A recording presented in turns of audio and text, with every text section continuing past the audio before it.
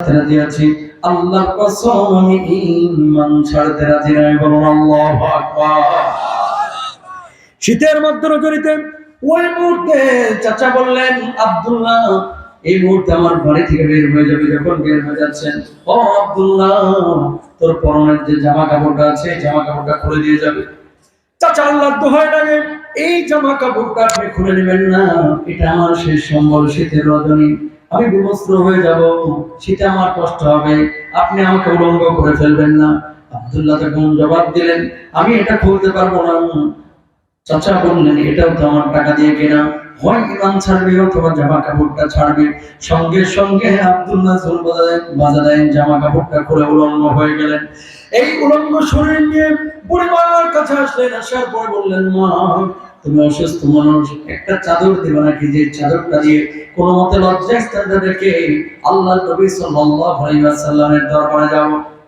শীতের মধ্যরাতে মার কাছ থেকে ছোট্ট একটা চাদরের টুকরা নিয়ে লজ্জাস্থানটা রেখে আল্লাহ নবীর বাড়ির দিকে দিলেন দৌড়। আল্লাহ নবী তখন তাহাজ্জুদের নামাজের জন্য জাগ্রত হয়েছেন। সালাম ফিরানোর পর আল্লাহ নবী দেখলেন, যুবক কি নাম তোমার, কি নাম? চিনতে পারেন না, নবী অন্ধকারের মধ্যে। ওর যুবক জবাব দিলেন, নবীজি কয়েকদিন আগে ঈমান এনেছিলাম, ঈমান আনার কারণে আমার চাচা আমার কি অবস্থা করেছে দেখেন, আমার বাড়ি কিনে নিয়েছে, সম্পদ কিনে নিয়েছে, খামারের নোটগুলো কিনে নিয়েছে, এমনকি আমার পরনের পোশাকটা পর্যন্ত কিনে নিয়েছে। নবী গো দুনিয়ার সব কিছু ছেড়ে চলে এসেছি, আল্লাহর কসম আমি ঈমান ছাড়ি নাই। বলুন আল্লাহু আকবার। আল্লাহর নবীর চোখে বলি, বিশ্বনবী সাল্লাল্লাহু আলাইহি ওয়াসাল্লাম বললেন, আব্দুল্লাহ এই জায়গায় একটু আমি ঘরের মধ্যে থেকে আসছি। নবীজি ঘরের মধ্যে গেলেন। আল্লাহর নবীর একটা জামা ছিল, চাদর ছিল, ইয়ামানের ডোরা কাটা চাদর। ওই চাদরটা নিয়ে আব্দুল্লাহর গায়ের উপরে দিয়ে দিলেন। নবীজি বললেন, আব্দুল্লাহ রে আজকে থেকে আমি নবী এই চাদরের মালিক তোরে বানায় দিলাম। বলুন আল্লাহু আকবার। এবার ওই সাহাবী কাঁদলেন। আল্লাহর নবী বললেন, আব্দুল্লাহ তুই কাঁদিস কেন, তুই কাঁদিস কেন? কখন নবীজি আমি জানি আল্লাহর কাছে কোনো দোয়া করলে আল্লাহ আপনার দোয়া কবুল করেন, একটা আরজি আপনার কাছে আছে, শুনবেন নাকি? আল্লাহর নবী বললেন, আজকে যে আরজি করবি আমি সেটাই শোনার চেষ্টা করব, সাধ্য অনুযায়ী তোকে দেওয়ার চেষ্টা করব। ও আল্লাহর হাবিব আল্লাহর কাছে একটু দোয়া করেন, আল্লাহ যেন আমার শাহাদাতের মওত দান করে। এবার আল্লাহ রাব্বুল আলামিনের কাছে আল্লাহর নবী দোয়া করলেন, আল্লাহ আমার আব্দুল্লাহ ঈমানের জন্য দুনিয়ার বাড়ি ছাড়লো, গাড়ি ছাড়লো, সম্পদ ছাড়লো, এমনকি পরনের জামা কাপড়টা ছাড়লো।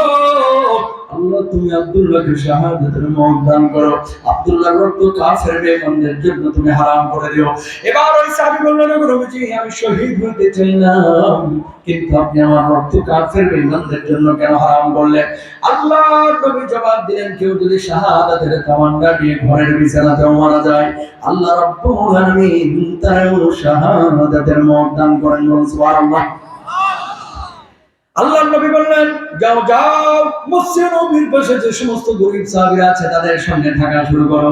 কয়েকদিন পর তাবুকের যুদ্ধের ডাক পৌঁছে সমস্ত সাহাবীদের সঙ্গে এই সাহাবীরা গিয়েছেন তাবুকের যুদ্ধে। যুদ্ধের এখনো সময় বাকি আছে 2-3 দিন। এমন মুহূর্তে দুনিয়া থেকে তিনি বিদায় নিয়ে চলে গেলেন। আল্লাহর নবী তখন তিনি জানেন না। মাগরিবের নামাজের পর আবু বকর ওসমানের মতো সাহাবীরা ওনার লাশটাকে গোসল দিচ্ছেন। আল্লাহর নবী এবার পাশ দিয়ে হেঁটে যাচ্ছেন। ও আবু বকর কারে গোসল দিচ্ছ? আমি তো কিছুই জানি না। আবু বকর জবাব দিলেন, ইয়া রাসূলুল্লাহ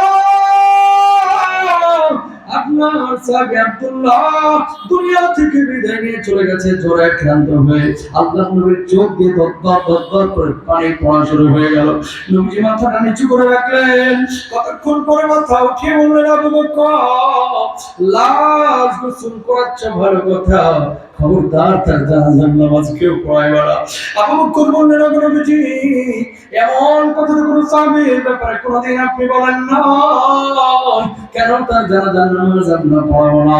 আল্লাহর নবী বললেন, আমার আব্দুল্লাহর জানাজার নামাজের ইমামতি আমি নবী আজকে নিজেই করব। আল্লাহর নবী জানাজার নামাজ পড়াইলেন। সব সাহাবীরা কবরের কাছে গিয়েছেন, কেউ কেউ কবরের মধ্যে নামার জন্য চিন্তা করছেন। আল্লাহর নবী বলছেন, না না কেউ কবরের মধ্যে নামবা না। নবীজি প্রথম কবরে নামলেন। ও আবু বকর এই পাশে তুমি নামো, ওসমান তুমি এই পাশে নামো। কবর কয়টা? জোরে বলেন কয়টা? একটা কবর। পৃথিবীর শ্রেষ্ঠ তিনজন মানুষ সেই কবরের মধ্যে দাঁড়ানো। বলুন আল্লাহু আকবার।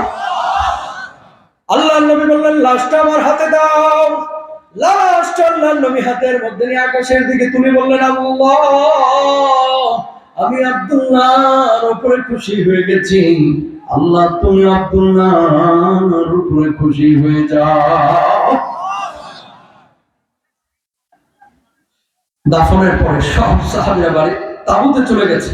আবু বকর কবরের পাশ থেকে দাঁড়ায় না, কবরের মধ্যে এভাবে থাবা মারতেছে। বেলাল রাদিয়াল্লাহু তাআলা আনহু বললেন আবু বকর কবরের মধ্যে কেন থাপ্পড় মারেন? আবু বকর জবাব দিলেন বেলাল রে, কি কপাল নিয়ে আব্দুল্লাহ জন্ম নিয়েছিল, মাত্র কয়েকদিন আগে ইসলাম কবুল করেছে। আজকে বিশ্বনবী তার কবরের মধ্যে দাঁড়িয়ে আল্লাহর দিকে লাশ উঠিয়ে বলল আল্লাহ, আমি আব্দুল্লাহর উপরে খুশি আছি, তুমি আব্দুল্লাহর উপরে খুশি হয়ে যাও। এই আব্দুল্লাহর লাশের জায়গায় আমি আবু বকরের লাশটা কেন হলো না? জোরে বলেন না আল্লাহু আকবার। পৃথিবীতে আর কিছু লাগে ভাই? আহা, দুনিয়ার সব পেয়েছেন, টাকা পাইলেন, গাড়ি পাইলেন, বাড়ি পাইলেন, ইমানটা নিয়ে আল্লাহর সন্তুষ্ট নিয়ে কবরে যাইতে পারলেন না, কোনো লাভ নাই। ঠিক কিনা? ও মুসলমান, ইমান আল্লাহর যে জান দিয়ে মাল দিয়ে ঋণ দিবেন, বেশি দিন না, মাত্র 1 বছর মনে হয়েছে। জর্ডানে মুআজ বিন জাবাল রাদিয়াল্লাহু তাআলা, আব্দুল্লাহ বিন রাওয়াহা, জাফর বিন আবি তালেব রাদিয়াল্লাহু তাআলা আনহু, ওনার কবরের পাশে গেলাম এবং কবরটা জিয়ারত করলাম। দেখেন রাসূল আকরাম সাল্লাল্লাহু আলাইহি সাল্লাম মুতার যুদ্ধে যখন পাঠাচ্ছে, এখানে আব্দুল্লাহ জুল বাজাদাইন ঈমান আনছে মাত্র 4-5 দিন, এখনই শাহাদাতের তামান্না কলিজার মধ্যে চলে এসেছে। আর আমার বাংলাদেশে এখানে দাড়ি পাকা, মোচ পাকা, মধ্যবয়স্ক হাজার হাজার যুবক আছে, বৃদ্ধ আছে, 80 বছর হয়ে গেছে, এখন পর্যন্ত কলিজার মধ্যে শহীদ হবে এই তামান্না একটা দিনের জন্য জাগ্রত হয়নি। ঠিক না? বরং শাহাদাতের বিষয়টাকে অনেকে জঙ্গির সাথে মিলিয়ে ফেলেছে। নামাজ পড়া যেমন ফরজ, প্রয়োজনে জিহাদ করা তেমনই।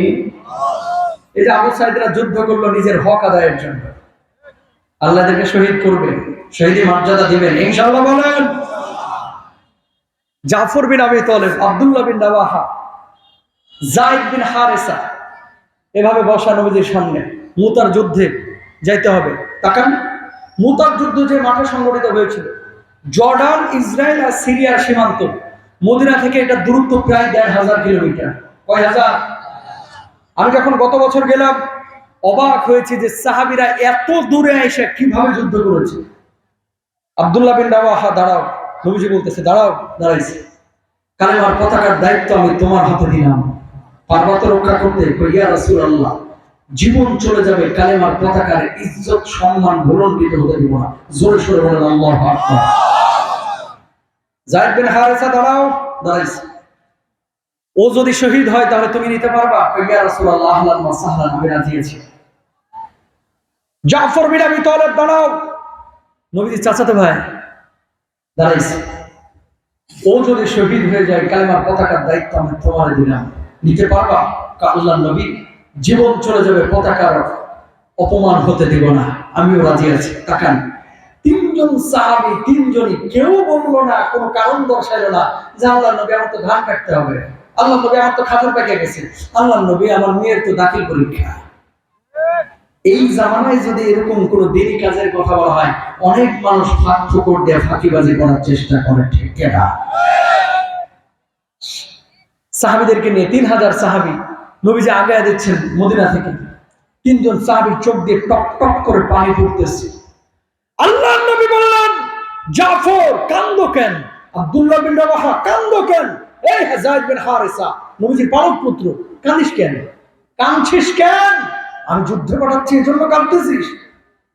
সব বুঝতে বুঝতে 3 জন সাহাবী জবাব দিচ্ছিল, গো নবীজি, 3 জনকে আপনি দায়িত্ব দিয়েছেন, আমরা জানি যে 3 জনই শহীদ হয়ে যাব, আর মদিনায় ফিরবো না। বউগুলো স্বামী হারা হবে, বাচ্চাগুলো বাবা হারা হবে। কাঁদতেছি বউ বাচ্চার জন্য না, শাহাদাতের জন্য না, কাঁদতেছি যে আপনার নূরানি মুখখানা আমরা আর দেখতে পাবো না, এই জন্য। আল্লাহু আকবার। কি ছিল তাদের ঈমান? একটা বার নিজের বিবেককে জিজ্ঞেস করেন ভাই, আমাদের ঈমানের কি অবস্থা? যুদ্ধ শুরু হলো, আল্লাহর হাবিব সাল্লাল্লাহু আলাইহি ওয়াসাল্লাম মসজিদ নববীর মধ্যে বসেন, কয়েকজন সাহাবী সামনে বসে আছে। ১,৫০০ কিলোমিটার দূরে যুদ্ধ চলতেছে। আব্দুল্লাহ বিন রাওয়াহা শহীদ হয়ে গেলেন, যায়েদ বিন হারিসা শহীদ হয়ে গেলেন, জাফর বিন আবি তালেব ডান হাতে কালেমা পতাকা নিলেন, ডান হাতে কোপ দেওয়া হলো, ডান হাতটা পড়ে গেল। বাম হাতে নিলেন, বাম হাতে কোপ দিল, বাম হাত পড়ে গেল। বাহু দিয়ে কালেমার পতাকাকে উঠিয়ে রাখলেন, বাহুর উপরে কোপ দেওয়া হলো, বাহুটা কেটে পড়ে গেল, মাটিতে তিনি লুটিয়ে পড়লেন। এবার দাঁত দিয়ে কামড়ে আল্লাহর কালেমার পতাকাকে দাঁড় করিয়ে রেখেছিলেন। আল্লাহু আকবার।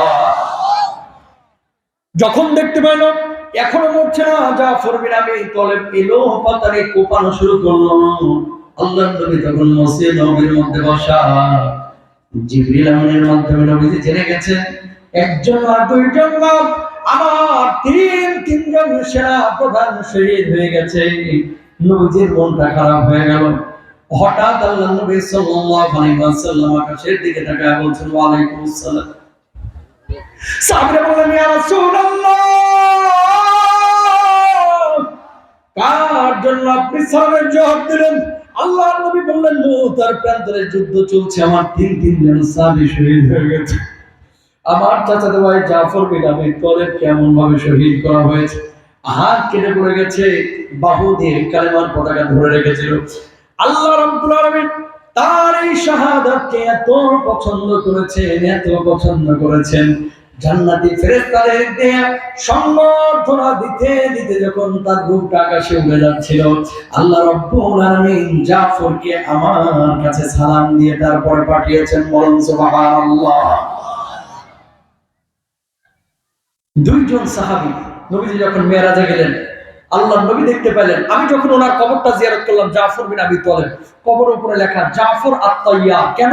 এখানে একটা ঘটনা আছে, ছোট্ট করে বলি। মেরাজে যাওয়ার পরে নবীজি দুইজন সাহাবীকে বিশেষ অবস্থায় দেখলেন। এক হচ্ছে নবীজির চাচা হামজা রাদিয়াল্লাহু তাআলা, উনি যে সিংহাসনে বসেছিলেন, সিংহাসনটা স্বর্ণ মণিমুক্তা খচিত। সুবহানাল্লাহ বলেন না? যে হামজার কলিজা চাবাইছিল কে? হিন্দা। আর আরেকজন সাহাবীকে পেয়েছিলেন নবীজি মেরাজে গিয়ে, জাফর বিন আবি তালেব। তিনি জান্নাতের মধ্যে জান্নাতি পাখি হয়ে আল্লাহ রাব্বুল আলামিন জাফরের দুই হাত তোলায়, হাতের জায়গায় দুইটা ডানা লাগাই দিয়েছে। জাফর এই ডানা দিয়ে উড়ে উড়ে জান্নাতের ফলগুলো খাচ্ছিল। বলুন সুবহানাল্লাহ। আমি যখন ওনার কবরটা এবার জর্ডানে গিয়ে জিয়ারত করলাম, কবরের পাশে দাঁড়ালাম জাফর বিন আবি তালেবের। খাদেম কি যেন আমার আরবিতে দূর থেকে বলতেছে। খাদেম আছে না, খাদেম মাজারের। আর আমাদের দেশের গাঁজা করবো মাজার নাই না, কথা বলেন না কেন? এই দেশে তো মাশাআল্লাহ মাজার যদি পাইছে, এখানে অলিয়া উলিয়া শুয়ে আছে না কলা গাছ শুয়ে রয়েছে, ও বিচার বিশ্লেষণ না। লাল শালু টাঙাইলে কিছু জটা বাবা গিয়া খালি ডলার হুকুর আক্রমণ করে, ঠিক না? মাজারে খাদেন দূর থেকে আমরা কি যেন বলতে যাচ্ছে। আমি ছিলাম, পরে আসার পর আরবিতে বলতেছে, এই খবরে এখানে একটা ফুটা আছে, নাকটা লাগাও। আমি বললাম, কেন লাগাবো? নাকটা লাগাও না, দেখো কি একটা ঘ্রাণ পাইবা। আমি বললাম, তুমি এখানে কয় বছর আছো? কয়, আমার পূর্বপুরুষ ৬৬ বছর ধরে আমরা এই কবরের খেদমতে আছি। খেদমত বলতে দেখাশোনা করে। কয়, এখানে নাকটা লাগাও, দেখো কি একটা ঘ্রাণ পাইবা। এখন মিডিয়া আছে, এগুলো বললে তো বলবো যে হুজুর মনে হয় বেশি বলতেছে। আমি চিন্তা করলাম যে দেখি, বারবার খাদেম আরবিতে বলতেছে নাকটা লাগায়, বিশ্বাস করেন কবরের উপরে একটু ফুটা রাখা আছে, নাকটা লাগাইলাম, এমন একটা ঘ্রাণ পাইলাম, মনে হলো যে এই ঘ্রাণটা পৃথিবীর কোনো ঘ্রাণের সাথে মিলে না। আল্লাহ রাব্বুল আলামিনের অলৌকিক ঐশ্বরিক কোনো ঘ্রাণ আমার নাকের মধ্যে আসলো। বলুন আল্লাহু আকবার। ওনার কবরের উপরে লেখা জাফর আত-তাইয়ার। ওই যে দুইটা পাখা আল্লাহ রাব্বুল আলামিন লাগিয়ে দিয়েছেন। প্রিয় ভাইরা, কেন বললাম এই কথাটা? ইমানের জন্য দেখেন, তারা দুনিয়া ছাড়লো, বাড়ি ছাড়লো, ঘর ছাড়লো, সম্পদ ছাড়লো, ইমান ছাড়ে। আর আমরা ইমানের জন্য কতটুকু ত্যাগ করি? হাতটা জোর করে বলি আপনাদেরকে, আলোচনার বেশি দীর্ঘায়িত করবো না, ৫-৭ মিনিট ১০ মিনিট। দুইটা পাপ লালমনিরহাটের মানুষ জীবনেও করবেন না। জোরে বলেন ইনশাআল্লাহ। এই পেছনের মানুষ সামনের মানুষ সবাই একসাথে বলবেন কয়টা? জোরে বলেন কয়টা? এদিককার মানুষ বলেন কয়টা? নামাজ এক ওয়াক্ত পড়েন না, আল্লাহ চাইলে মাফ করে দেবে। ভুলে শয়তানের ওয়াসওয়াসায় 2 মাস নামাজ পড়েন না, আল্লাহর হক নষ্ট করেছেন, আল্লাহ চাইলে মাফ করে দেবে। জিনা করে ফেলেছেন, আল্লাহ চাইলে মাফ করে দেবে। ওখানে হুজুররা আছে। ভুলে একদিন মদ খেয়ে ফেলছেন, আল্লাহ মাফ করুক, আল্লাহ চাইলে মাফ করে দেবে। 2টা পাপ এরকম আছে পৃথিবীর বুকে, আল্লাহ বলছে আমি মাফ করবো না। 1 নম্বর হচ্ছে বান্দার হক নষ্ট করা, 2 নম্বর হচ্ছে শিরিক করা। বান্দার হকের কথা যদি আসে, এলাকায় অনেক হাজী সাহেবও পাবেন, নামাজিও পাবেন, সাধারণ মানুষও পাবেন, মসজিদে দান করে, ওমরা হজ্জে প্রতি বছর যাচ্ছে, বড় হজ 2-3 বার করে ফেলাইছে, মাগার পৈতৃক ভিটার বোনের সম্পত্তি আজ পর্যন্ত বোঝায় দেয় নাই। কথা বলেন না কেন? বোনরা বাপের বাড়ির ভিটার সম্পত্তি, ধানে খেতের সম্পত্তি চাইতে আসলে বোনকে মুফতি সাহেবের মতো ফতোয়া শোনায়, বাপের বাড়ির সম্পদ নিতে হয় না, এই যে আসছিস যাচ্ছিস খাচ্ছিস, কত ভালো সম্পর্ক। কথা বলেন ঠিক কিনা? বোনের হক মেরে, ভাইয়ের হক মেরে, আরেকজনের কাছে ঘুষ খেয়ে 36 বার হজ করে আল্লাহ জান্নাতে যাবে না, ঠিক কিনা? আল্লাহর জান্নাতে তো সোজা না হাজী সাহেব। মারবেন হক, চাল চুরি করবেন, ডাল চুরি করবেন, টিন চুরি করবেন ক্ষমতা এসা, আর মসজিদে 20,000 দান করে ফরফরিয়া জান্নাতে যাইবেন। এত সোজা না, তিস্তা ব্যারেজের মতো জান্নাত না, এটা আরো কঠিন, ঠিক কিনা? হক কখনো নষ্ট করবেন না, ইনশাআল্লাহ। হক মারা কখনো কখনো কেউ কেউ ভালো থাকতে পারে না। আজকে দেখবেন এলাকার মধ্যে যেগুলো হারাম কর, ম্যাক্সিমামের ছেলে পেলে নষ্ট হয়ে গেছে। যেগুলো হারাম করে, এগুলো ছেলে পেলে হাফেজ আলেম হয় না, এগুলো ছেলে পেলে বিশ্ববিদ্যালয়ে ভালো রেজাল্ট করে না। এরা ছেলে পেলে কি করে? খালি পালসারে গিয়ার মারে আর আরেকজনের মাইয়ার দিকে তাকায় থাকে। খাইবেন হারাম আর ছেলেকে হাফেজ বানাইতে চাইবেন, এত সোজা, এত সোজা না। কখনো মানুষের হক নষ্ট করব না, ইনশাআল্লাহ। নবীজি বসা, সাহাবীর লাশ নিয়ে আসা হয়েছে, আল্লাহ নবী জানাজাটা পড়ায় দেন আপনার সাহাবী। কয় না, এর জানাজা আমি পড়াবো না। আল্লাহু আকবার বলেন। সাহাবীরা বলছে ইয়া রাসূলুল্লাহ, কেন জানাজার নামাজ পড়াবেন না? ও ঋণগ্রস্ত ছিল, আমি খবর পেয়েছি, ওর সাধ্য ছিল ঋণটা পরিশোধ করা, কিন্তু সে ঋণটা পরিশোধ করে নাই, এই জন্য আমি তার জানাজার নামাজ পড়াবো না। আল্লাহু আকবার বলেন। আর আমাদের সমাজে আজকে দেখেন, ঋণ যখন চায় আপনার কাছে, বাপরে বাপ, আব্বা, দুলা ভাই, মামা, সোনামণি, মুরব্বী, বুড়া ওরা যা আছে, এত ফুসলায় ফুসলায় ঋণটা নিয়ে রোববার আসরের আগে দিব, 52 রোববার চলে গেছে, এখনো টাকা ফেরত দিল না। নাম্বার ব্ল্যাক লিস্টে ফেলে রাখে, এগুলো হক করে এবার আল্লাহ মাফ করবে। 2 নাম্বার, এটা বলে আলোচনা শেষ করবে, জীবনে শিরিক করবেন না। 1 জন 2 জন না, 18 জন নবীর কবর আল্লাহ তাআলা আমাদের জিয়ারত করাইছে, আলহামদুলিল্লাহ বলেন। কেন বললাম এই কথাটা? বলার একটা উদ্দেশ্য আছে। 18 জন নবীর কবর জিয়ারত করেছে। এত টাকা হুজুর কই পান? রমজানে যে প্রোগ্রামটা হয়, এই প্রোগ্রামটা রেকর্ডে গিয়ে এই নবীদের এই এলাকাগুলো কবরগুলো আমার জিয়ারত করা হয়েছে। একজন নবীর কবরও দেখলাম না কোনো শিরকি কাজ কারবার। কিন্তু বাংলার জমিনে খেয়াল করেন, শিরক আছে না নাই? আমার বাসা থেকে গোলাপশাহ মাজার গুলিস্তান মাত্র 6 কিলো, গুলিস্তান ঢাকা। এই গোলাপশাহ মাজারে দেখবেন কিছু লোক টাকা দিতে দিতে দিতে কবরের চাইতে উঁচু করে ফেলে। টাকা দিতে বললো আল্লাহ বাপ মারে, টাকা দিতে বললো ইতিমখানায়, টাকা দিতে বললো গরিব মিসকিন খায়। আর বাংলাদেশের মানুষ টাকা দেয় মাজারে গিয়ে। এই দেশের মানুষের ধর্মীয় আবেগ বেশি, ধর্মীয় জ্ঞান মোটেও নাই। এদের আবেগ আছে খুব, কান্দায় হুতে ফেলাইতে পারবে, কিন্তু জ্ঞান নাই। কি কেউ যদি বলে যে এই বাবার দরবারে গেলে তুই আমেরিকার ভিসা পাবি, ও ওখানে যেই পড়ে থাকবে, মসজিদে যাবে না। কথা বলেন না কেন? নূহ আলাইহিস সালাতু ওয়াস সালামের নাম শুনছেন? লেবাননে ওনার কবরটা জিয়ারত করলাম, কবরে উঠে দেখি 72 হাত লম্বা কবর। আল্লাহু আকবার বলেন। কবরের উপরে লেখা ইদা সাআলতা ফাসআলিল্লাহ ওয়া ইদা ইসতাআনতা ফাসতাইন বিল্লাহ। যদি তোমার কোনো সাহায্যের প্রয়োজন হয়, সরাসরি আল্লাহর কাছে চাও, কবরের নবীর কাছে কিছু চাও না। সুবহানাল্লাহ বলেন। আইয়ুব নবী, ওনার কবরটা জিয়ারত করলাম, একই লেখা। কোনো সেজদা নাই, ছাগল গরু বান্ধা নাই, টাকা পয়সা দান নাই, কোনো জটা বাবা নাই, গাঞ্জাখোর নাই। ওনার যে কূপে নিক্ষেপ করা হয়েছিল, এই কূপটা থেকে এখনো পানি বের হয়। চিন্তা করলাম আল্লাহ বাঁচাইছে যে এই কূপটা বাংলাদেশে না। যদি বাংলাদেশে এই কূপটা থাকতো, এ সালন গ্রুপের চাইতে ওই কূপটা যার অধীনে থাকতো, ওই একটা বেশি ধনী হয়ে যাইতো, ঠিক কিনা? হুজুর কেমনে টাকা? ছোট ছোট হোমিওর বোতল কিন্তু পানি ঢুকায়, তারপরে হ্যান্ডি মাইকটা শুরু করতো। স্বামী স্ত্রীর অমিল, আপনি কি অবাধ্যকে বাধ্য করতে যাচ্ছেন? মনের মানুষকে কাছে টানতে পারছেন না? আপনি কি যে কাছে পেতে চান? আপনি কি কালমাইকেল কলেজে ভর্তি হতে চান? আর দেরি নয়, আজই চলে আসুন গুরু বাবার কাছে। একদম মাত্র 600 টাকা, 600 টাকা, 600 টাকা। টাকা বাটপার, ঠিক কিনা? এরকম ইমান চোর বাংলার জমিনে আছে না নাই? এগুলো যারা করে তারা জাহান্নামে। আম্মা জান আয়েশা সিদ্দিকা রাদিয়াল্লাহু তাআলা আনহার নবীর পাশে বসা। আল্লাহ নবী, আমি আপনার কে? কই তুমি আমার স্ত্রী, আমাকে ভালোবাসেন? হ্যাঁ, অনেক ভালোবাসি। আমি কি আপনার স্ত্রী হিসেবে কিয়ামতে কোনো ফ্যাসিলিটি পাবো না? আল্লাহ নবী বললেন, আয়েশা কোন ফ্যাসিলিটির কথা তুমি বলছো? আমি কি আপনার স্ত্রী হিসেবে জান্নাতে যাব না? আল্লাহ নবী তখন বুঝে গেছেন। আয়েশা, নিজের আমল নিয়ে তুমি নিজের কবরে যাও। ফাতেমা, নিজের আমল নিয়ে কবরে যদি না যাই, আয়েশা যদি নিজের আমল নিয়ে কবরে না যাই, কিয়ামতে এই নবী আয়েশাকে চিনবে না, ফাতেমাকে চিনবে না। বলুন আল্লাহু আকবার। আর আমাদের জটা বাবারা, কিরামান কাতিবিন, রোজ হাশরের দিন আল্লাহর দরবারে যদি করে অভিযোগ, আমি বলবো দুনিয়ায় ছিলাম খাজা বাবা। রকাই কয়ে দেখিস। নাউজুবিল্লাহ বলুন। নিজের আমল নিয়ে কবরে যাইতে হবে। পীর আউলিয়াদের কাছে যাবেন দিন শিখার জন্য, খালি হুক্কুর হাক্কুর করার জন্য না, ইনশাআল্লাহ। সবশেষ যে বিষয়টা, ওয়া'বুদুল্লাহ ওয়া লা তুশরিকু বিহি শাইআ ওয়া বিল ওয়ালিদাইনি ইহসানা। আল্লাহকে ঋণ দিতে চাইলে বান্দার হক আদায় করতে হবে। এই আয়াতের শেষ অংশে আল্লাহ তাআলা বলছে, বাপ মার সাথে ভালো আচরণ করো। এই পৃথিবীতে কেউ আপনার নিঃস্বার্থ ভালোবাসে না ভাই।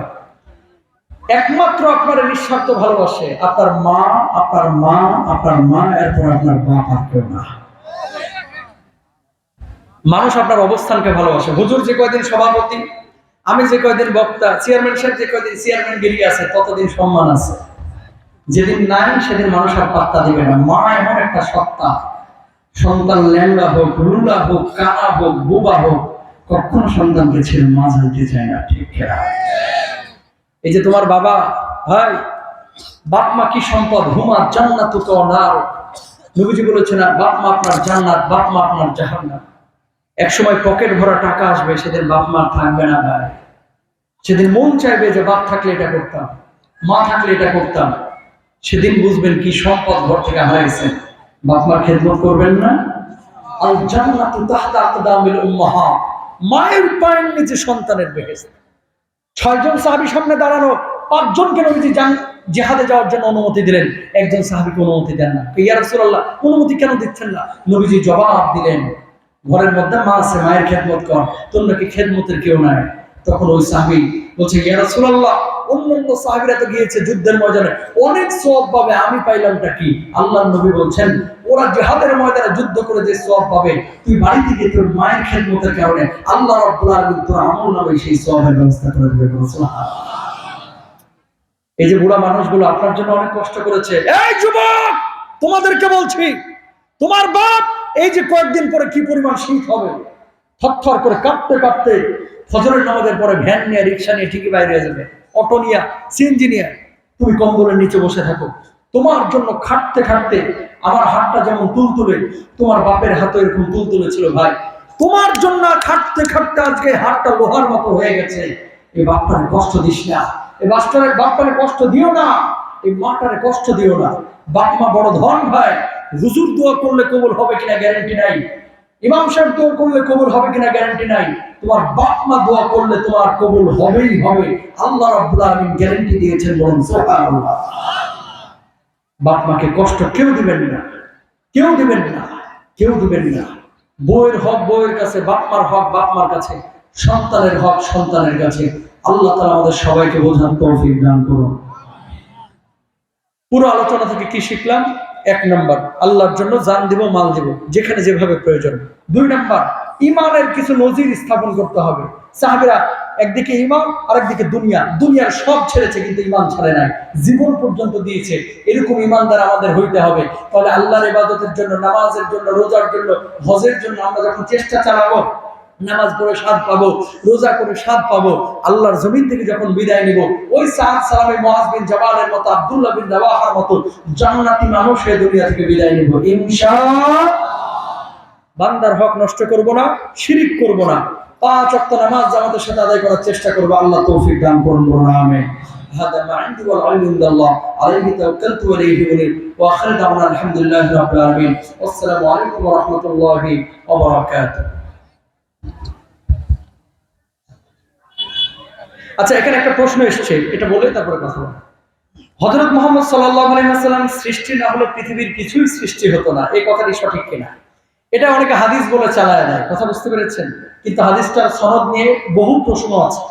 কেউ বলেছেন দুর্বল, কেউ বলেছেন জাল। সুতরাং এটা মানতে হবে, এটা আমাদের আকীদার বা ঈমানের কোনো পার্ট না। নবীজি সম্মান আল্লাহ তাআলা আসমান জমিনের মধ্যে সবচেয়ে বেশি দিয়েছেন, সম্মানের জায়গায় নবীজি সম্মানিত। কিন্তু নবীকে সৃষ্টি করা না হলে কোনো কিছুই সৃষ্টি হতো না, এটার সনদ নিয়ে ইখতিলাফ আছে, দুর্বলতা প্রমাণিত হয়েছে। কেউ কেউ জাল বলেছেন, কেউ কেউ বলেছেন বিশ্বাস করা যায়। এখন আপনার যেটা খুশি আপনি মানতে পারেন। সম্মানিত হিন্দু মুসলিম জনতা, অত্যন্ত